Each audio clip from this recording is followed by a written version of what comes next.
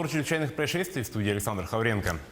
Прокуратура Мегленко-Главского района утвердила обвинительное заключение по уголовному делу в отношении местного жителя. Он обвиняется в применении насилия, не опасного для жизни или здоровья, в отношении представителя власти в связи с исполнением им своих должностных обязанностей.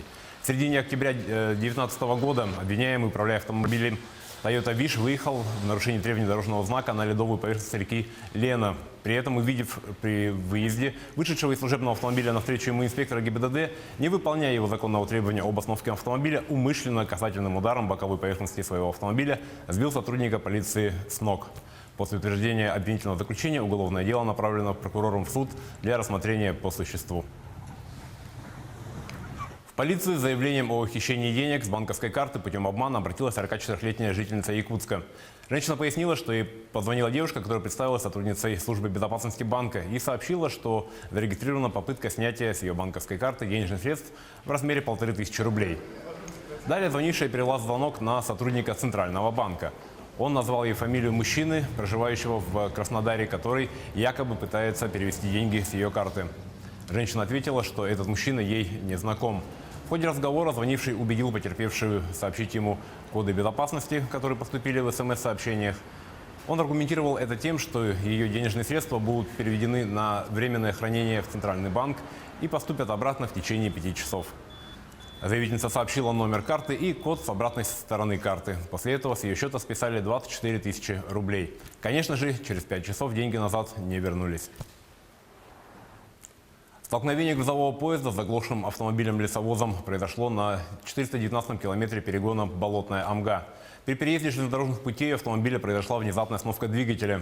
Некоторое время водитель пытался устранить поломку, но, заметив приближающийся поезд, покинул автомобиль. Машинист тепловоза применил экстренное торможение, однако избежать удара не удалось. Жертв нет. Имеются незначительные повреждения тепловоза и прицепа лесовоза. В течение 1,5 часов последствия аварии были устранены. На график движения поездов ДТП не повлияло. В связи с произошедшим сотрудниками правоохранительных органов совместно с железными дорогами Якутии проводится проверка и выяснение причин аварии. Прокуратура Якутска утвердила обвинительное заключение по уголовному делу в отношении 32-летнего местного жителя. Он обвиняется в покушении на убийство. В конце ноября 2019 года во время хмельного застолья между обвиняемым и его другом возникла ссора, в результате которой обвиняемый дважды ударил друга ножом. Во время второго удара рукоять ножа сломалась, что не позволило нападавшему продолжить нанесение ранений. Потерпевшему была оказана своевременная медицинская помощь. После утверждения обвинительного заключения дело направлено в суд.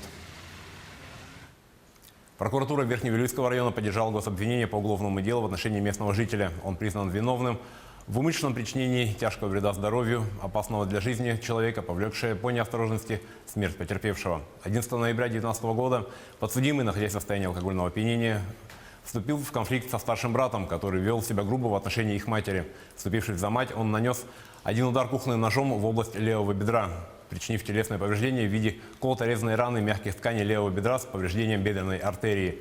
Потерпевший в результате обильной кровопотери скончался на месте происшествия.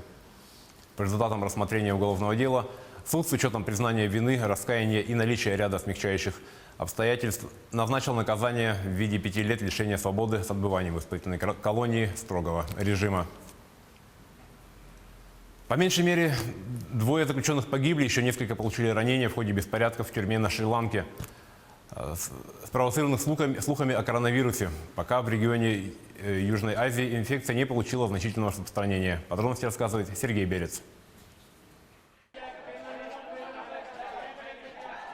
Заключенные тюрьмы в городе Анурадхапура на Шри-Ланке взбунтовались после того, как администрация запретила визиты родственников. Такая мера объясняется стремлением не допустить проникновения коронавируса в исправительное учреждение. Одновременно начали циркулировать слухи, что инфекция уже занесена в тюрьму. Узники вступили в схватки с надзирателями, устроили поджог, некоторые попытались совершить побег. Охрана открыла огонь.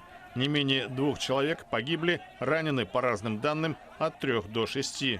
Сбежать никому не удалось.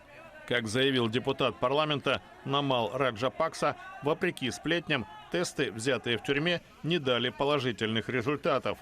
На Шри-Ланке выявлено 76 подтвержденных случаев заболевания.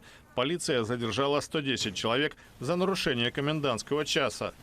Пандемия пока едва затронула Южную Азию с населением около 2 миллиардов человек. По данным на субботу, в регионе насчитывалось около 1000 инфицированных и 8 умерших.